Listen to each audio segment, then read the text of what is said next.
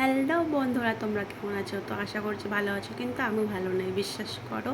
কারণ আমি একটা মোবাইল ইউজ করছিলাম 3-4 বছর ধরে, সেই মোবাইলটা আমাকে সেল করতে হবে।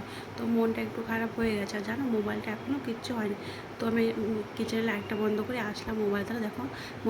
মোবাইলটাকে ফুল চার্জিং দিয়ে তারপরে মোবাইলটা দিতে হবে ওই যা সেলসম্যানের হাতে।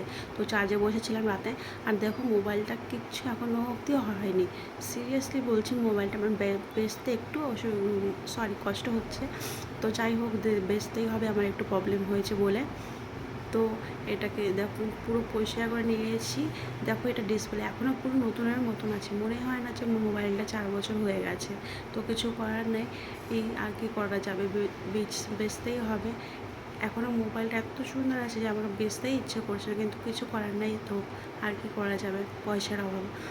তো যাই হোক, এখন ডিসপ্লের কোয়ালিটিও কি সুন্দর, সব কিছু রেস্টোর করে দিয়েছি।